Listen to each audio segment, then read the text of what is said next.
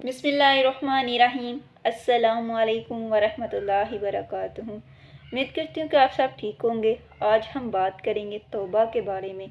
इंसान के दिल में वसवसे पैदा हो जाते हैं कि मैंने इतने ज़्यादा गुनाह कर लिए हैं, अब मुझे माफ़ी नहीं मिलेगी, मेरी तौबा नहीं कबूल होगी। ये सब वसवसे जो है ना, शैतान हमारे दिलों में डालता है कि तुम इतने ज़्यादा गुनाहगार हो, तुम्हारा रब तुझे माफ़ नहीं करेगा, तुमने इतने ज़्यादा गुनाह कर लिए हैं।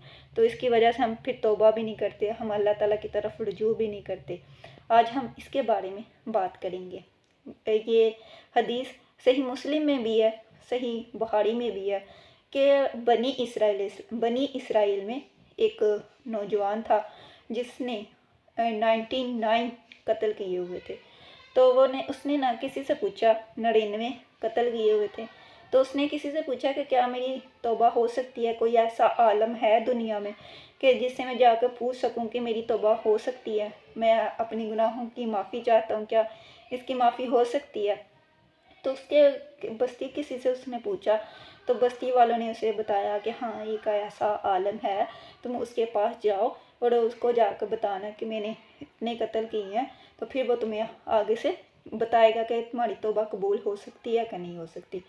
तो वो जो नौजवान था फिर उस आलम के पास गया। उस आलम से उसने पूछा कि मैंने 99 कत्ल किए हैं, क्या मेरी तौबा हो सकती है या मुझे माफ़ी मिल सकती है, कोई रास्ता है। तो उस आलम ने कहा कि नहीं, कत्ल करना इतना बड़ा गुनाह है, इतना बड़ा गुनाह है। तो उसने कहा कि नहीं, तुम्हारी माफ़ी नहीं हो सकती। तो उस शख्स ने फिर उस आलम को भी कत्ल कर दिया। तो उसने 100 कत्ल कर दिए। अब वो कहने लगा क्या, उधर से फिर उसने किसी से पूछा कि क्या कोई ऐसा और आलम है कि जो मेरी तौबा के बारे में मुझे बता सके कि मेरी तौबा हो सकती है, मुझे माफ़ी मिल सकती है कि नहीं मिल सकती। उन्होंने बताया कि एक और आलम है, तुम उसके पास चले जाओ। फिर वो जो शख्स था जिसने 100 कत्ल किए थे, वो दूसरे आलम के पास गया। उस आलम ने से उसने जाकर बताया कि मैंने ना इतने ज़्यादा कत्ल किए हैं, क्या मेरी तौबा हो सकती है। फिर उस आलम ने उसको बताया, हाँ, तुम्हारी तौबा हो सकती है, अगर तुम सच्चे दिल से तौबा करोगे तो अल्लाह ताला तुम्हारी तौबा कबूल फरमाएगा।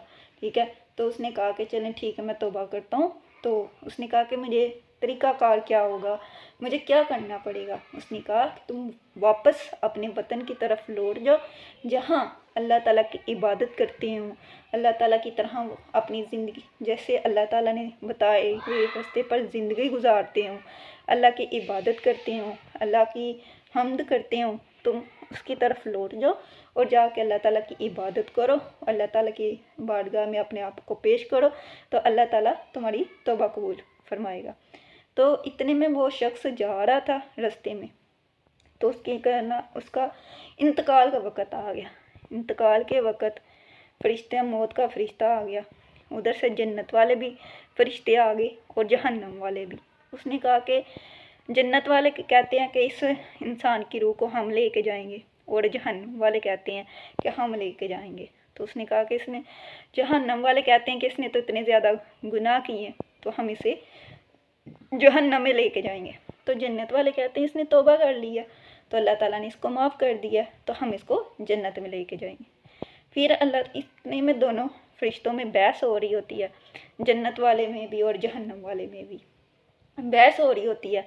तो इतने में अल्लाह ताला एक और फरिश्ता भेजता है और उस फरिश्ते से कहते हैं कि तुम वो रास्ता नाप लो कि जितना जब इसने तौबा की थी उधर से चलना शुरू हुआ, इसने हिजरत की अल्लाह की रज़ा के लिए। ठीक है, वो अल्लाह की इबादत के लिए हिजरत करके उधर से हिजरत करके जा रहा था अल्लाह की, जहाँ पर लोग अल्लाह की हम्द करते थे, अल्लाह की इबादत करते थे।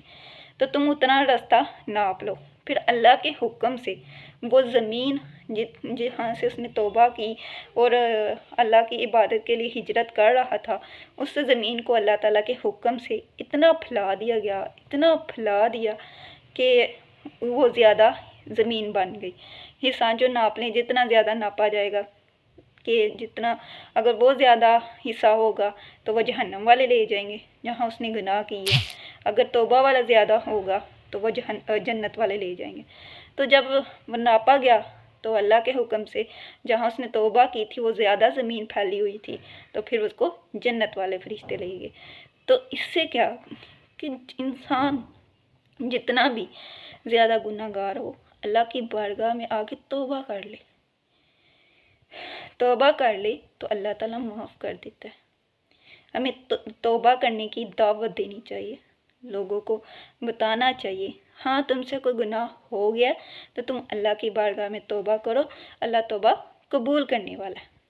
एक और हदीस है कि एक शख्स इतना ज़्यादा गुनहगार था तो उसने किसी दूसरे शख्स से कहा, क्या मेरी तौबा हो सकती है या मुझे माफ़ी मिल सकती है? उसने कहा कि तुम तो इतने ज़्यादा गुनहगार हो तो तुम्हारी तौबा नहीं हो सकती। तो अल्लाह ताला ने, जिस इंसान ने कहा था ना कि तुम्हारी तौबा नहीं हो सकती, अल्लाह ताला ने उसके जो इतने भी अमाल थे वो उसके ज़ाया कर दिए। तो जो जो कह रहा था ना मेरी तौबा कबूल होगी या नहीं होगी, तो अल्लाह ताला ने उसको माफ़ कर दिया। देखिए तौबा की ये फजीलत है, हमें तौबा करने की दावत देनी चाहिए। आज के लिए इतना ही। अल्लाह हाफिज़।